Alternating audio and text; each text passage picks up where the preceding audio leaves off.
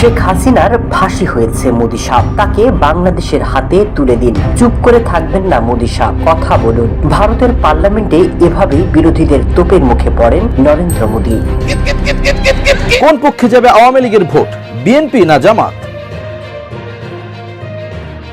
হাসিনা ক্ষমা চাইতে পারেন, চমক দেখানোর অপেক্ষায় জামাত। बीजेपी पूरा हिंदू समाज नहीं है। আসসালামু আলাইকুম প্রিয় দর্শক, নতুন একটি নিউজে আপনাদেরকে স্বাগতম। দর্শক, বাংলাদেশের যে বর্তমান রাজনৈতিক প্রেক্ষাপট এবং যে পরিস্থিতি সৃষ্টি হয়েছে তার এই আলোকে আপনাদের সামনে বেশ কয়েকটি গুরুত্বপূর্ণ ভিডিও নিয়ে হাজির হয়েছি, যার কিছু অংশ বিশেষ ভিডিওর শুরুতেই দেখেছেন। দর্শক, ভিডিওর শুরুটা দেখেই কিন্তু বুঝতে পেরেছেন আজকের ভিডিওটা কতটা গুরুত্বপূর্ণ হতে চলেছে। তাই বলবো 1 সেকেন্ডও না টেনে পুরো ভিডিওটি দেখবেন। চ্যানেলে নতুন হলে সাবস্ক্রাইব করে রাখবেন পরবর্তী আপডেট পাওয়ার জন্য। ভিডিওতে একটি লাইক করে দেখতে থাকুন সম্পূর্ণ ভিডিওটি। पूरा हिंदू समाज नहीं है, बीजेपी पूरा हिंदू समाज नहीं है।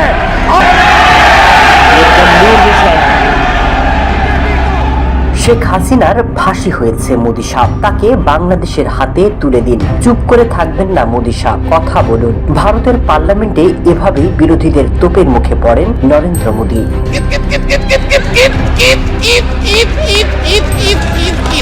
कितना हुआ? 240।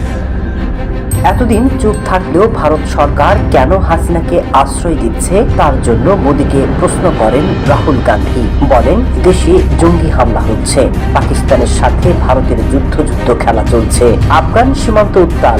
তখন একজন ফাঁসির আসামিকে ভারতে রেখে কেন বাংলাদেশের সাথে কূটনৈতিক সম্পর্ক খারাপ করছেন বলেও মোদিকে তোপ দাগেন রাহুল গান্ধী। এ সময় মোদিকে চুপ থাকতে দেখা যায়। পার্লামেন্টে উত্তাপ ছড়িয়ে পড়লে বিব্রত হয়ে পড়েন নরেন্দ্র মোদি। তবে নীরবতা ভেঙে পড়েন। ভারতে কংগ্রেস প্রথম হাসিনাকে আশ্রয় দিয়েছিল।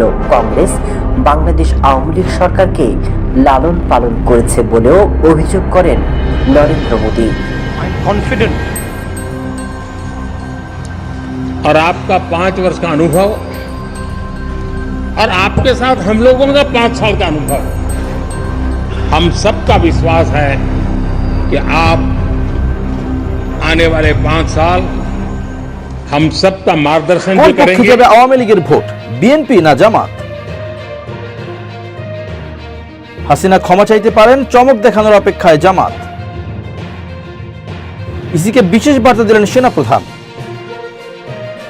এবার বিস্তারিত। কার্যক্রম স্থগিত আওয়ামী লীগের ভোটের মাঠে অনুপস্থিতি নতুন সমীকরণ তৈরি করেছে। প্রশ্ন উঠছে, দলটির ভোট কোন দিকে যাবে? তবে বিএনপি ও জামাত ইসলামের দুই দলই গণ অভ্যুত্থানে ক্ষমতাচ্যুত এই দলটির ভোট টানতে নানা কৌশলে অবলম্বন করছে। সূত্রগুলো জানাচ্ছে, জয়ের ব্যাপারে এক ধরনের নিশ্চয়তা থাকা সত্ত্বেও আওয়ামী লীগের ভোট নিয়ে কিছুটা দুশ্চিন্তা রয়েছে বিএনপির। তাই প্রকাশ্যে তারা দলটির বিরুদ্ধে কঠোর অবস্থান দেখাচ্ছে না। এ দলটিও আওয়ামী লীগ নেতাকর্মীদের নিরাপত্তা দেওয়ার নিশ্চয়তা দেওয়া সহ নানা প্রতিশ্রুতি দিচ্ছেন। এমনকি আওয়ামী লীগের ভোট টানতে সংখ্যালঘুদের ও 2-1টি আসন ছেড়ে দেওয়ার চিন্তা করছে জামাত। খোঁজ নিয়ে দুটি দলেই নতুন এই নির্বাচনী কৌশলের কথা জানা গেছে। অন্যদিকে আওয়ামী লীগের ভোট টানার লক্ষ্যকে কেন্দ্র করে তরুণদের দল জাতীয় নাগরিক পার্টি এনসিপির সঙ্গে জোট করবে কিনা তা নিয়ে দুই দলই পুনর্বিবেচনা করে দেখছে। এনসিপির সঙ্গে নির্বাচনী জোট থাকলে আওয়ামী লীগ সমর্থকরা ভোট নাও দিতে পারে, এমন আশঙ্কা থেকে দল দুটি নানা হিসাব নিকাশ করছে। কারণ আওয়ামী লীগ নেতারা এনসিপিকে প্রধান শত্রু মনে করে, এমন আলোচনা আছে রাজনীতিতে। শেখ হাসিনা সরকার পতনের আন্দোলনে বৈষম্য বিরোধী ছাত্র আন্দোলনের মুখ্য ভূমিকা পালন করেছে। এই সংগঠনের নেতৃত্ব দানকারীরাই পরে এনসিপি গঠন করে।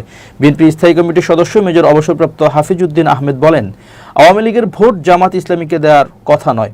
আমার মনে হয় তারা অধিকাংশই ভোট কেন্দ্রে যাবে না, আবার যারা যাবে হয়তো বিএনপির ধানের শীষেই ভোট দেবে। অবশ্য জামাত ইসলামীর সহকারী সেক্রেটারি জেনারেল এহসানুল মাহবুব জোবায়ের মনে করেন, বাস্তবে নির্বাচনের সময় আওয়ামী লীগের ভোট 5% বেশি নয়। তিনি বলেন, আওয়ামী লীগ আমলের শেষের দিকে বিভিন্ন উপনির্বাচনে দেখা গেছে সেখানে কেউ ভোট দিতে যায়নি, শুধু তাদের লোকজন গেলেও ভোট পড়ার কথা 20-30%, কিন্তু সেখানে ভোট পড়েছে 6-7%। বাস্তবে মানুষ আওয়ামী লীগের কাছ থেকে মুখ ফিরিয়ে নিয়েছে। এরপরও যারা আছে, আমার ধারণা আগামী জাতীয় নির্বাচনে অনেকেই ভোট দিতে যাবে না, আর যারা ভোট দিতে যাবে তারা হয়তো অবস্থার আলোকে ব্যবস্থা নেবে। সফট সাপোর্টার যারা রয়েছে তারা স্থানীয় নেতাদের সঙ্গে সম্পর্ক সহ নানা হিসাব নিকাশ করে ভোট দিতে পারেন।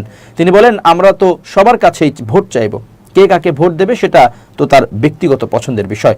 রাজনৈতিক বিশ্লেষকদের মতে আওয়ামী লীগের ভোট কারা পাবে সেটি নির্ভর করছে কয়েকটি বিষয়ের উপর। প্রথমত, দলটির আদর্শের কাছাকাছি যদি কোনো প্রার্থী থাকে তাদের ভোট দেবে। দ্বিতীয়ত, ভোটারদের সঙ্গে প্রার্থীর সম্পর্কের উপর।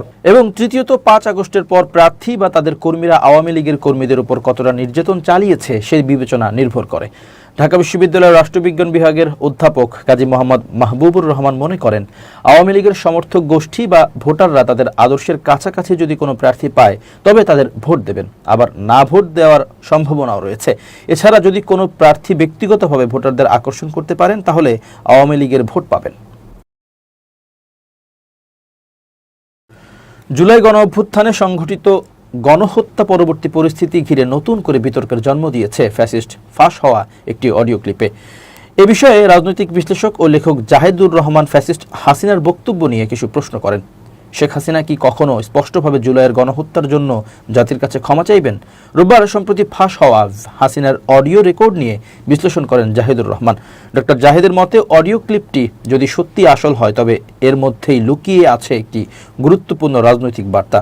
ওই কথোপকথনে শেখ হাসিনা একাধিকবার বলেন তিনি মানুষ মেরে ক্ষমতায় থাকতে চান না এবং দেশের পরিস্থিতি নিয়ন্ত্রণে ব্যর্থতার প্রসঙ্গেও বিরক্তি প্রকাশ করেন। জাহেদের যুক্তি, এই বক্তব্যের প্রকাশের টাইমিং রাজনৈতিকভাবে অত্যন্ত তাৎপর্যপূর্ণ। তিনি বলেন, গত কয়েক সপ্তাহ ধরে শেখ হাসিনা প্রিয় দর্শক, সম্পূর্ণ ভিডিওটি দেখলেন, অবশ্যই বুঝতে পেরেছেন ভিডিওটি গুরুত্বপূর্ণ ছিল। দর্শক, এই ভিডিওতে যে তথ্যগুলো আপনারা পেয়েছেন এ বিষয়ে আপনাদের কি মতামত তা অবশ্যই কমেন্টে জানাবেন এবং পরবর্তী আপডেট ভিডিওগুলো সবার আগে পেতে চ্যানেলটিকে এখনই সাবস্ক্রাইব করে রাখুন। এই মুহূর্তে বিদায় নিচ্ছি, দেখা হবে পরবর্তী কোনো ভিডিওতে। সে পর্যন্ত ভালো থাকুন, সুস্থ থাকুন। আসসালামু আলাইকুম।